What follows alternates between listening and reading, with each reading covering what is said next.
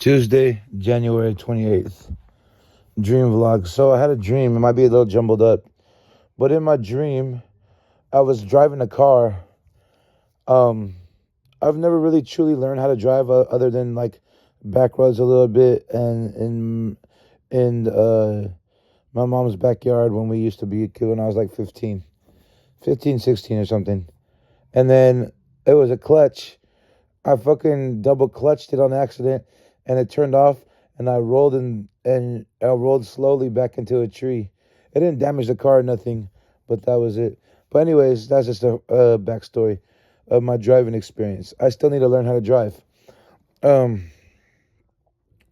because of my status, I don't need a license to drive and I don't need a permit to drive. It's perfectly legal for me to drive anybody's car at any time.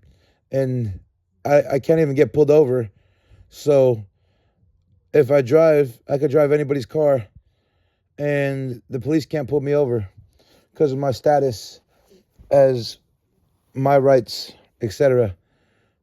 My prophetic status, my king-like status on domestic soil. And anyways, I was driving and for some reason I was like doing like some daycare shit. I had like a van full of kids and I was like, what the fuck? I was thinking like driving them around and watching over them. They were all like 3, 4, 5, 6. They're all under 10 years old, you know what I mean? And I had like, I would say about 5 of them.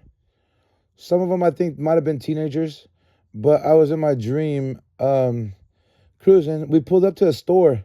It looked like State Street and 25th kind of. But it looked different. I pulled up to a store.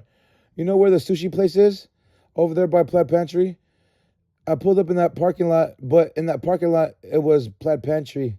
It was weird. And then I pulled into that place, and it was Plaid Pantry right there. And we go in the store, and we're going to shopping, and some of the kids are wearing diapers. I'm like, what the fuck? And then some of the kids were like fucking looking like trap kids. They're all walking around the store with no diaper on. And I was like, what the fuck's going on? And I send them back to the car. And then we're all walking around shopping. I get a beef jerky stick. One of them has 1.5 beef jerky sticks.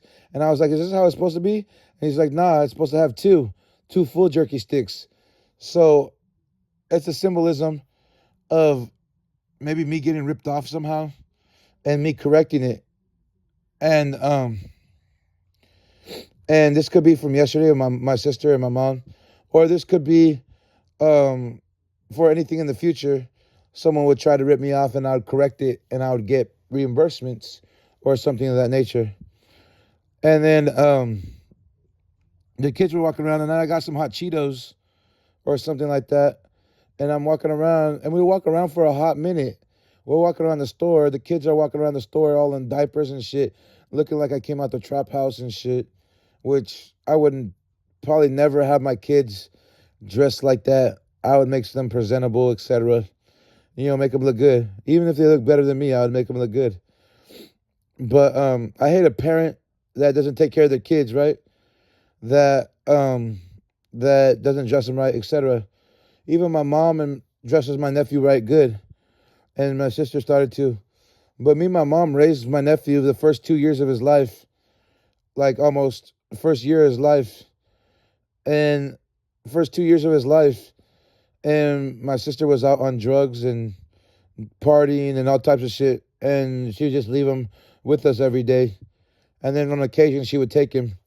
So me and my mom raised my nephew the first couple years of his life. And then, anyways, that's just backstory. Anyways, so that's just reminded me of that. And then God's just kind of reminded me of things, of how she is. Because my God is more powerful.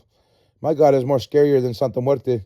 Because he'll take your firstborn kid and he'll kill him. And when you rise up against me, he'll make him sick. So you can get your fucking ways in order. So you can see that every time you come against me, you make your own child sick. And that's spiritual sickness from a spirit. It's not in the food. It's not in the air. It's not a pathogen. It's none of that. It's just pure energy.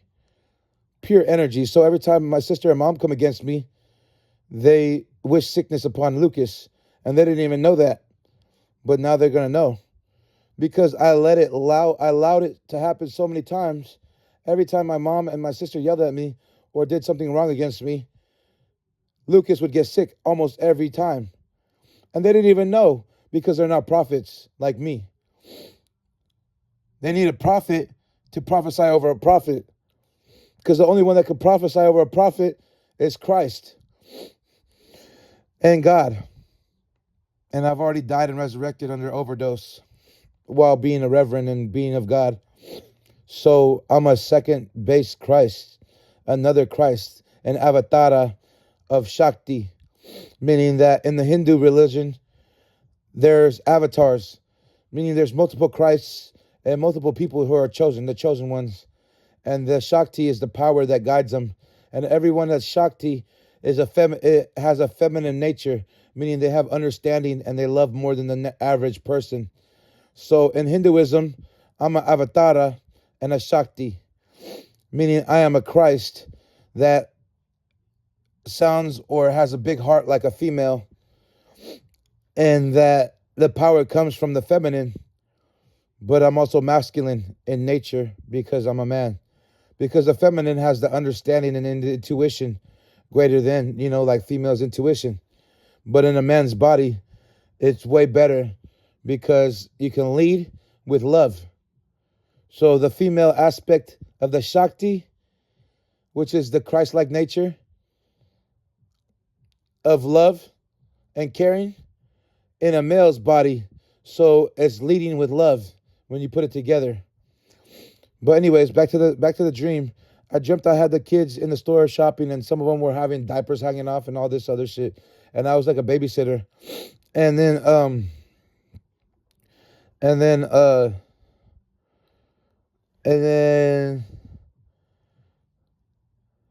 I leave and I go around the corner. I get out the car and I try to ditch the kids for some reason because they were attracting police attention and they were doing bad things. So I let the police talk to them and I take off. And then I go to this restaurant and it's outside. I had a table seating outside the front, and I sit down and my mom is right there, meaning that me and my mom are going to go out to dinner one of these days, or lunch, or even breakfast.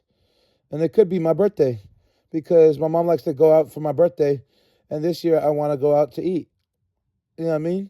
Denny's Grand Slam, you get a free breakfast.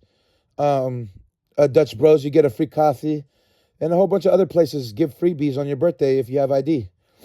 And so that means that I'm prophesying that me and my mom will go out to breakfast, lunch, or dinner somewhere. And it could be symbolism of us just going out, or it could be symbolism or literalism of us going to sit at a table and eat together. But I'm prophesying that me and my mom will go to have lunch, dinner, or something of that nature, and we'll go out to eat. This could be symbolism for fast food and her bringing me fast food, but I highly doubt it. It just popped in my mind, which she brings fast food all the time. So, God, I mean, I prophesy on minimal stuff too, but this is more so we'll have like a formal dinner, or she'll take me out to a dinner, even if it's to go. And it won't be fast food probably. It'll be like an actual dinner, actual lunch. And we sat at a table together, me and her, by ourselves, and we ate lunch or dinner. And we were waiting for our food. And I was macking on the girls that were passing by. And my birthday's coming up, and it's probably when it's going to happen. She's probably going to take me out to Denny's or take me out to eat because my birthday is there. So I'm predicting it already 2 months in advance, if not sooner or later. And then I leave. I have an issue with something, and then I leave. I don't know if there was an issue there, but there was females there I was talking to, and I was talking to a couple of them. So then I just end up leaving. And then two females come up to me like they knew me, like they knew who I was, but they didn't want to say it. And then they started talking to me in front of my mom. And then I leave, and I go to this building, and it was like a homeless shelter building, and I didn't know, and it looked like the post office. And then in the back was a whole bunch of tents, and it was like a camping site for homeless people, and it was a whole bunch of camps and homeless site for camping homeless people, and it was like in Independence or something, but in my dream it was in Salem, like off State Street somewhere. And then my homie comes in, Ishmael Smith. He died from a gunshot wound. He got shot down in Arizona. He's my Crip homie. So in the name of the Father, Son, Holy Spirit, I asked him to be blessed in his afterlife. So my homie came and looked over me. He had beef with me or something, and then we ended up walking out the front door, and we get on bicycles, and me and him are riding bicycles with somebody else, and we're riding up the street. His bicycle's all fucked up, so he gets off of one of the bicycles, and he picks up a brand new bicycle he sees on the side of a building. And I'm like thinking like he shouldn't steal. So, but he grabs it anyways, and then he takes off, and we're riding bicycles. And then, meaning that I would reunite with my friends one day, and that he's watching over me in the spirit. So my friend Ishmael's watching over me in the spirit, and he died by a gunshot wound, meaning that, and he was a gang member, meaning that he's probably not in heaven.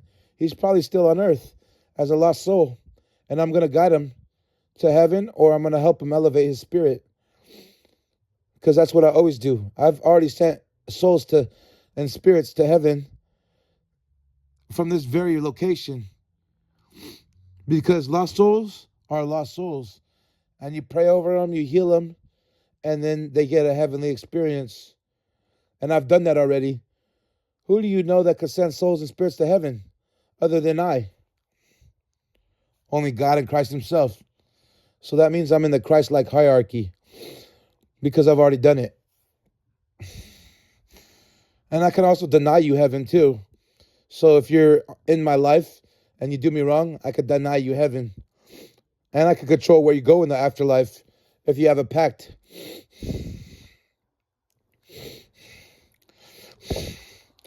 But anyways, God bless. I'm on day 3 of fasting. Discernment and prophetic dreams always come when I fast. And I love you guys. And I'm always on point. And even when I'm not on point, I correct myself and I meditate on the word, meditate on the prophetic word, meditate on the dream, and I find other philosophies, theories, and prophecies through it. So, I'm always on point one way or another.